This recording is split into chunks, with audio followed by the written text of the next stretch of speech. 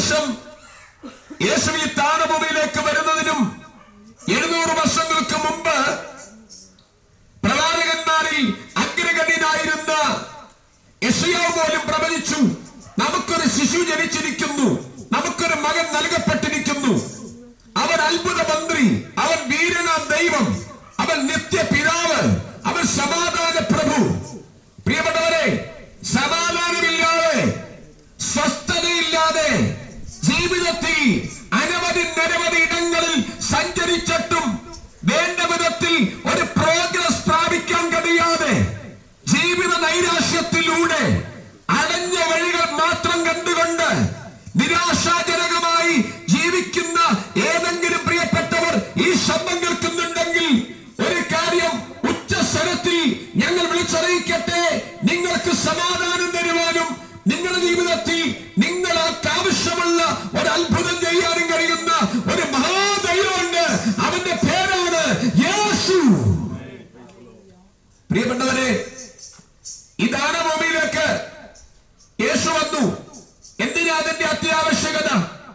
സറാബുകളാൽ ആരാധിക്കപ്പെടുന്നവൻ, ദൂതസൈന്യത്തിന്റെ ആരാധ്യനായവൻ, യഹൂദ ഗോത്രത്തിലെ സിംഹമായവൻ, ഈ മുഴു ലോകത്തെയും നിർമ്മിച്ചവൻ, പാതാളത്തിന്റെയും മരണത്തിന്റെയും താക്കോലുകൾ കൈവശമുള്ളവൻ, മരിച്ചവരയിൽ നിന്നും ആദ്യജാതനായി ഉയർത്തെഴുന്നേറ്റവൻ എന്ന് വേണ്ട യേശുവിനെ കുറിച്ചുള്ള വിശേഷണങ്ങൾ നിരവധിയാണ്.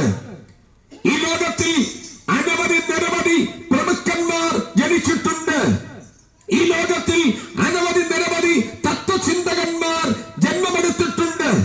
ഈ ലോകത്തിൽ നിരവധി ഇസങ്ങൾ ഉടലെടുത്തിട്ടുണ്ട്. ഈ ലോകത്തിൽ നിരവധി പ്രത്യയ ശാസ്ത്രങ്ങൾ ഉടലെടുത്തിട്ടുണ്ട്. ഒരു കാര്യം വളരെ വ്യക്തമായിട്ട് ഞാൻ വിളിച്ചു പറയട്ടെ, ഇതിനെല്ലാം വ്യത്യാസപ്പെട്ടിരിക്കുന്നത് വിശുദ്ധ ബൈബിളിലെ പ്രവചനങ്ങളും വാക്കുകളുമാണ്.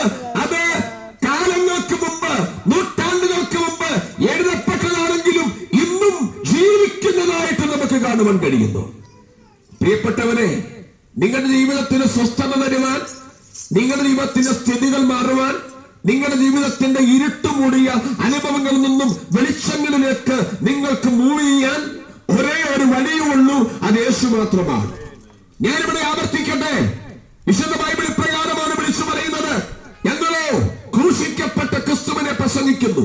യേശു ഈ താണഭൂമിയിലേക്ക് വന്നതിന്റെ പരമപ്രധാനമായ ആദ്യത്തെ ലക്ഷ്യം എന്തായിരുന്നു എന്ന് ചോദിച്ചാൽ ബൈബിൾ പറയുന്നു, 1 യോഹന്നാൻ 3:5 ഇപ്രകാരം യോഹന്നാൻ അപ്പോസ്തലൻ എഴുതി വച്ചിരിക്കുന്നു. അതിപ്രകാരമാണ്, അവർ പാപങ്ങളെ നീക്കുവാൻ ഈ ലോകത്തിൽ പ്രത്യക്ഷനായി. എന്നെ കേൾക്കുന്നവരെ, ഞാൻ മുമ്പ് പറഞ്ഞതുപോലെ ലോകത്ത് എന്തിന് സാക്ഷര കേരളം എന്നറിയപ്പെടുന്ന നമ്മുടെ കൊച്ചു കേരളത്തിൽ അങ്ങ് വടക്കേന്ത്യയിലും മറ്റ് പല സംസ്ഥാനങ്ങളിലും മാത്രം കണ്ടുകൊണ്ടിരുന്ന പല അനിഷ്ട സംഭവങ്ങളും ഇവിടെ നിറവേറപ്പെടുമ്പോൾ എന്താണ് ഇതിന്റെ പിന്നിലെ കാരണമെന്ന് ചോദിച്ചാൽ ഒരേ ഒരു കാരണമേ ഉള്ളൂ, പാപമാണ്. എത്രയോ ജീവിതങ്ങളാണ് ഞാൻ ചെയ്തു കൂട്ടിയ നിരവധി പാപങ്ങളിൽ നിന്നും എന്നെ ആർ രക്ഷിക്കും? ഞാൻ ചെയ്തു കൂട്ടിയ നിരവധി പാപങ്ങളിൽ നിന്നും ആരെന്നെ വിടുവിക്കും?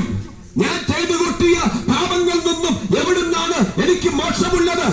അലറിക്കരയുന്ന നെഞ്ച് അവൻ പട്ടി നിലവിളിക്കുന്ന, നിരാശയോടിരിക്കുന്ന മോക്ഷം എവിടെ നിന്ന് ലഭിക്കുമെന്ന് വിചാരിച്ച് ഭാരപ്പെടുന്ന പ്രിയപ്പെട്ടവരോട് ഒരു ദൂത് ഇന്ന് പകൽ ഞാൻ വിളിച്ചു പറയട്ടെ, മറ്റൊരുത്തനിലും രക്ഷയില്ല. ആകാശത്തിന്റെ കീഴിൽ മനുഷ്യരുടെ ഇടയിൽ രക്ഷിക്കപ്പെടുവാൻ നൽകപ്പെട്ട ഒരേ ഒരു നാമമേ ഉള്ളൂ, അത് യേശുവിന്റെ നാമമാണ്. അതുകൊണ്ടാണ് 1 യോഹന്നാൻ 1:7 വിശുദ്ധ ബൈബിൾ പറയുന്നത്, അവന്റെ പുത്രനായ യേശുവിന്റെ രക്തം സകല പാപവും പോക്കി നമ്മെ ശുദ്ധീകരിക്കുന്നു. പ്രിയപ്പെട്ടവരെ, പാപങ്ങളുടെ മോചനം യേശുവിൽ മാത്രമാണ്. നിങ്ങൾ ചെയ്തു കൂട്ടിയ, പരസ്യമായി രഹസ്യമായി ചെയ്തു കൂട്ടിയ നിരവധി പാപങ്ങളുടെ മോക്ഷം യേശുവിന്റെ നാമത്തിൽ മാത്രമാണ്. വിശുദ്ധ വചനം ആവർത്തിക്കുന്നു, ഏകദേശം കടലിൽ പോയി മീനൊക്കെ പിടിച്ച് ഉപജീവനം കഴിച്ചുകൊണ്ടിരുന്ന ഒരു സാധാരണപ്പെട്ട മനുഷ്യനായിരുന്നു പത്രോസ്. പക്ഷേ ദൈവം അവന്റെ സ്ഥിതി മാറ്റി.